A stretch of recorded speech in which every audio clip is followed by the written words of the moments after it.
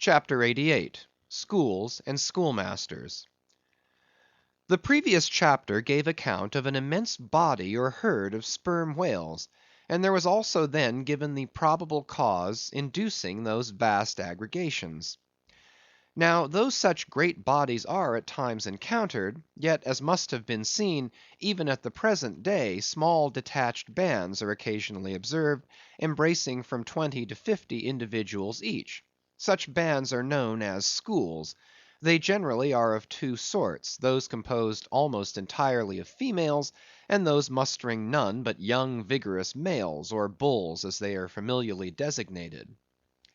In cavalier attendance upon the school of females, you invariably see a male of full grown magnitude, but not old, who, upon any alarm, evinces his gallantry by falling in the rear, and covering the flight of his ladies. In truth, this gentleman is a luxurious Ottoman, swimming about over the watery world, surroundingly accompanied by all the solaces and endearments of the harem. The contrast between this Ottoman and his concubines is striking, because while he is always of the largest leviathanic proportions, the ladies, even at full growth, are not more than 1/3 of the bulk of an average sized male. They are comparatively delicate indeed, I dare say not to exceed half a dozen yards round the waist. Nevertheless, it cannot be denied that, upon the whole, they are hereditarily entitled to embonpoint. It is very curious to watch this harem and its lord in their indolent ramblings. Like fashionables, they are for ever on the move in leisurely search of variety. You meet them on the line in time for the full flower of the equatorial feeding season, having just returned, perhaps, from spending the summer in the northern seas, and so cheating summer of all unpleasant weariness and warmth. By the time they have lounged up and down the promenade of the equator awhile, they start for the oriental waters in anticipation of the cool season there, and so evade the other excessive temperature of the year. When serenely advancing on one of these journeys, if any strange, suspicious sights are seen, my Lord Whale keeps a wary eye on his interesting family. Should any unwarrantably pert young leviathan coming that way presume to draw confidentially close to one of the ladies, with what prodigious fury the Bashaw assails him and chases him away! High times, indeed, if unprincipled young rakes like him are to be permitted to invade the sanctity of domestic bliss. Though, do what the Bashaw will, he cannot keep the most notorious Lothario out of his bed; for, alas, all fish bed in common. As ashore, the ladies often cause the most terrible duels among their rival admirers, just so with the whales, who sometimes come to deadly battle, and all for love. They fence with their long lower jaws, sometimes locking them together, and so striving for the supremacy, like elks that warringly interweave their antlers. Not a few are captured having deep scars of these encounters, furrowed heads, broken teeth, scalloped fins, and in some instances wrenched and dislocated mouths. But supposing the invader of domestic bliss to betake himself away at the first rush of the harem's lord, then it is very diverting to watch that lord. Gently he insinuates his vast bulk among them again, and revels there awhile, still in tantalizing vicinity to young Lothario, like pious Solomon devoutly worshipping among his 1,000 concubines. Granting other whales to be in sight, the fisherman will seldom give chase to one of these Grand Turks, for these Grand Turks are too lavish of their strength, and hence their unctuousness is small.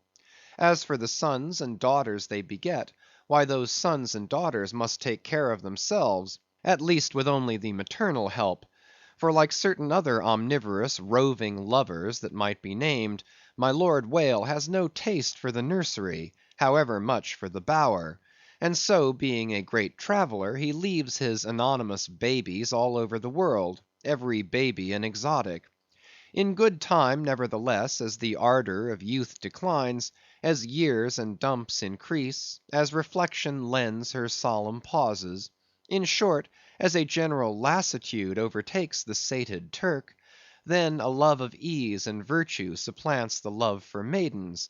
Our Ottoman enters upon the impotent, repentant, admonitory stage of life, forswears, disbands the harem, and grown to an exemplary, sulky old soul, goes about all alone among the meridians and parallels, saying his prayers, and warning each young Leviathan from his amorous errors. Now, as the harem of whales is called by the fishermen a school, so is the lord and master of that school technically known as the schoolmaster. It is therefore not in strict character, however admirably satirical, that after going to school himself, he should then go abroad inculcating not what he learned there, but the folly of it.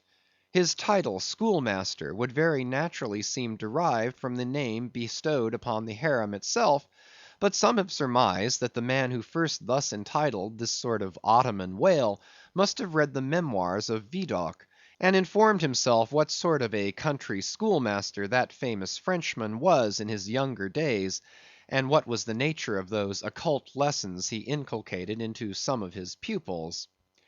The same secludedness and isolation to which the schoolmaster whale betakes himself in his advancing years, is true of all aged sperm whales. Almost universally, a lone whale, as a solitary Leviathan is called, proves an ancient one. Like venerable moss-bearded Daniel Boone, he will have no one near him but Nature herself, and her he takes to wife in the wilderness of waters, and the best of wives she is, though she keeps so many moody secrets. The schools composing none but young and vigorous males, previously mentioned, offer a strong contrast to the harem schools. For while those female whales are characteristically timid, the young males, or 40-barrel bulls as they call them, are by far the most pugnacious of all Leviathans, and proverbially the most dangerous to encounter, excepting those wondrous grey-headed, grizzled whales sometimes met, and these will fight you like grim fiends exasperated by a penal gout. The 40-barrel bull schools are larger than the harem schools. Like a mob of young collegians, they are full of fight, fun, and wickedness, tumbling round the world at such a reckless, rollicking rate, that no prudent underwriter would insure them any more than he would a riotous lad at Yale or Harvard.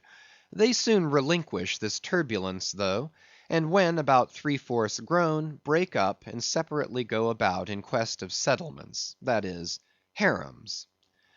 Another point of difference between the male and female schools is still more characteristic of the sexes. Say you strike a 40-barrel bull, poor devil, all his comrades quit him. But strike a member of the harem school, and her companions swim around her with every token of concern, sometimes lingering so near her and so long as themselves to fall a prey.